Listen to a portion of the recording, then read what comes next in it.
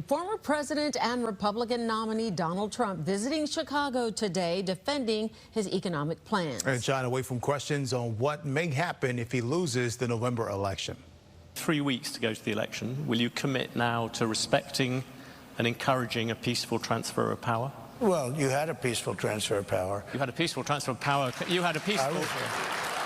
Come on, President Trump. You had a peaceful transfer of power compared with Venezuela, but it was by far the worst transfer of power for a long time. Thank you. I appreciate that. The former president never answered the question, but said on January 6, 2020, our prosecutors demonstrated against, or protesters, I should say, demonstrated against the election results. They were perfectly behaved. Dane Placco sat in on today's interview. He is joining us live now with what was discussed. Dane? Yeah, about 300 people gathered in a ballroom here at the Fairmont Hotel over the lunch hour to hear from the former and perhaps future U.S. president. And as one observer told me, whether you like him or hate him, it was classic Donald Trump. These are seriously sick people. And no, I don't want them in our country.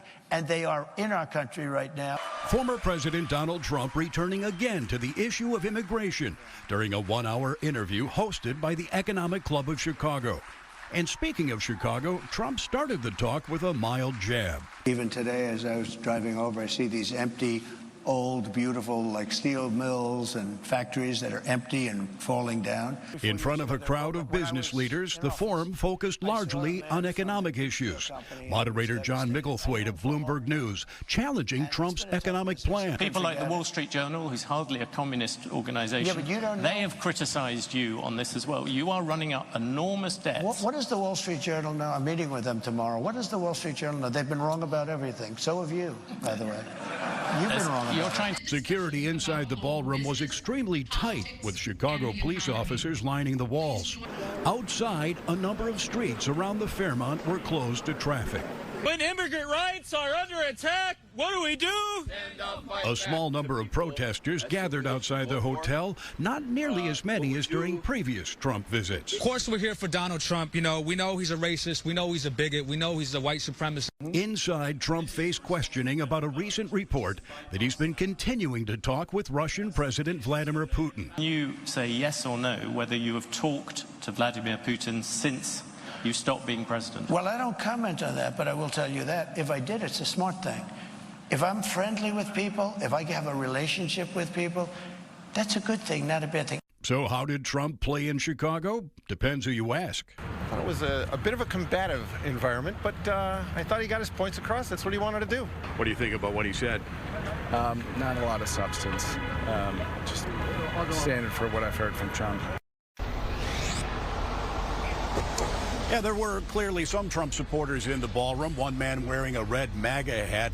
But he did elicit some boos from the crowd when he referred to former President Obama as Barack Hussein Obama. Now from here, former President Trump is heading to Georgia for a pair of rallies tonight. Live downtown, I'm Dane Placco, Fox 32 Chicago.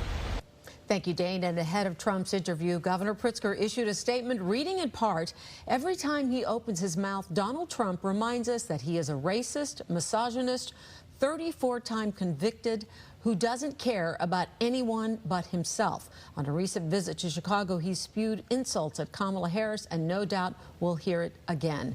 Pritzker went on to say that Trump's economic plans would raise costs for American families by $4,000, spike inflation, and kill jobs. Mayor Johnson expressed similar sentiments in a statement shared after that interview. It reads in part, Trump's economic plan is nothing more than a massive tax break for billionaires and big corporations, while working people get stuck with higher prices for everyday goods because of his foolish tariff proposals. Trump argues that tariffs protect American factory jobs from foreign competition and deliver a host of other benefits.